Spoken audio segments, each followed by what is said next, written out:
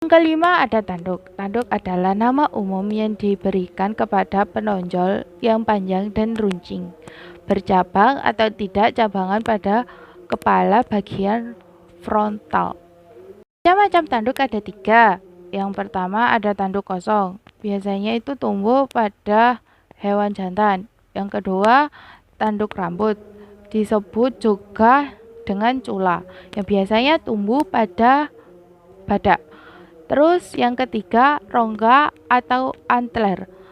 Pada rusa terdapat penonjolan tulang frontal yang dapat tumbuh dan bercabang. Kelima ada kelenjar. Kelenjar merupakan alat tubuh yang dapat menghasilkan getah atau sekret tertentu seperti kelenjar keringat. Kelenjar keringat berupa saluran melingkar dan bermuara pada kulit air dan terbentuk pori-pori halus. Fungsi dari kelenjar keringat selain sebagai alat sekresi juga berperan sebagai alat pengatur suhu. Dalamnya terdapat kelenjar ekrin yang terdapat di semua kulit, kelenjar aporkin yang terdapat di aksil. Kelenjar ini merupakan modifikasi kelenjar keringat. Ada sistem indera. Sistem indera merupakan alat untuk mengenal dunia luar.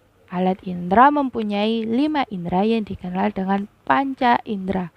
Alat indera pada manusia dilengkapi dengan bagian-bagian yang berfungsi untuk menerima rangsangan dari luar dan syaraf-syaraf pembawa rangsangan ke syaraf pusat, yaitu otak. Indera manusia dapat berfungsi dengan sempurna apabila saraf-saraf yang berfungsi membawa rangsangan ke sumsum saraf pusat bekerja dengan baik. Terus, otak sebagai pusat pengolah rangsangan bekerja dengan sempurna. Terus, secara anatomi, alat-alat indera tidak mempunyai kelenjar bentuk dan fungsinya. Indera penglihat. Diketahui bahwa mata merupakan indera penglihat pada makhluk hidup yang berperan sebagai penerima rangsangan cahaya, yaitu fotoreseptor. Sebagai fotoreseptor, makhluk hidup menggunakan mata untuk membedakan antara tempat gelap dan tempat terang, sehingga memudahkan makhluk hidup dalam beraktivitas.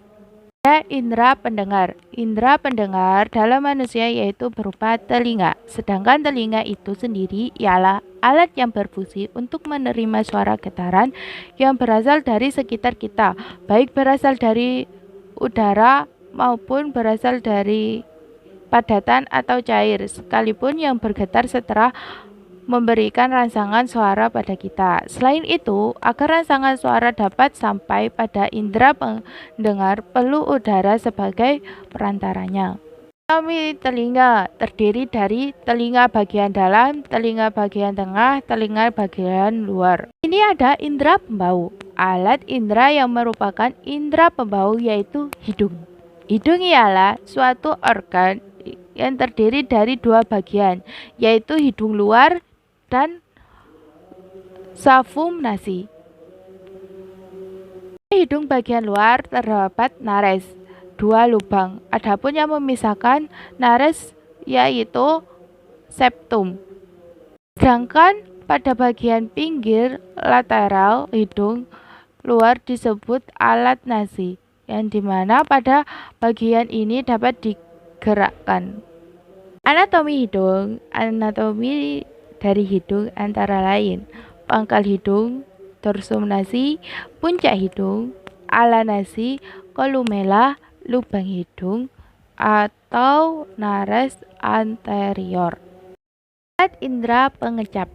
Bagian tubuh yang digunakan sebagai alat indera pengecap makhluk hidup ialah lidah. Lidah memiliki banyak papila dengan kandungan tensis plus pada permukaan atasnya. Papila ini digunakan sebagai penerima rangsangan zat kimia berupa cita rasa dari makanan dan minuman yang masuk ke dalam rongga mulut.